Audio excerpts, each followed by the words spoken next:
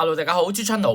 今日係澳門回歸紀念日公眾假期，所以唔少居民都選擇澳腳或者澳車北上啦嚇。大家啱啱睇到嘅係啦，澳門出入境事務站嘅實時資訊平台，見到喺拱北口岸嗰邊咧都唔少車出關㗎嚇。澳門嗰邊咧就唔算塞，內地嗰邊咧就多啲車啦。可能都要排半個鐘頭以上先塞到出去嘅。至於睇翻澳門出行 A.P.P. 嘅直播影片見到1點鐘過後喺港珠澳大橋嗰邊見到長長嘅車龍排隊入珠海關嗰度，估計都要排差唔多1個鐘先出到關啦。冇計啦，打工仔要星期六日或者公眾假期先放假。大時大節一定多啦，澳車北上㗎啦，同埋大多數家庭都係集中喺啲熱門嘅時段先出關，所以比較塞車咯。其實有啲居民喺尋日已經book咗澳車北上，可能驚今日多人琴晚港珠澳大橋嗰邊都有啲塞車㗎，聽啲朋友講都要排咗成個鐘頭亦先出到關。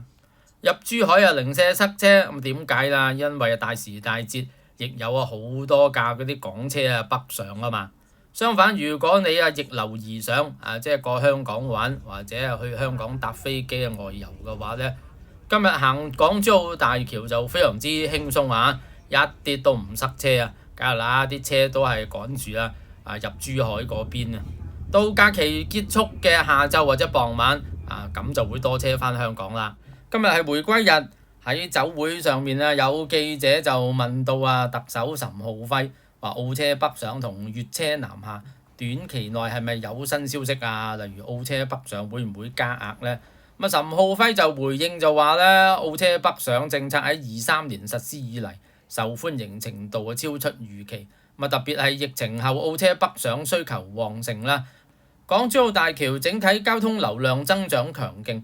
佢以25年為例大橋每日原來車流量進出已經高達1.2萬架次㗎啦。不過佢話澳車北上並非澳門特區完全主導嘅政策，需要同廣東香港方面溝通點樣完善冇正面回應加額呢件事。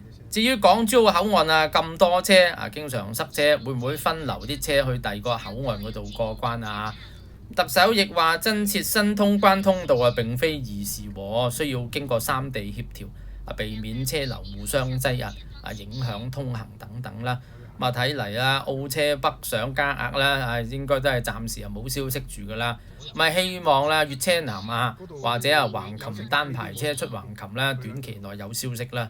好，呢集睇到先，想支持我嘅訂閱，我哋下集見。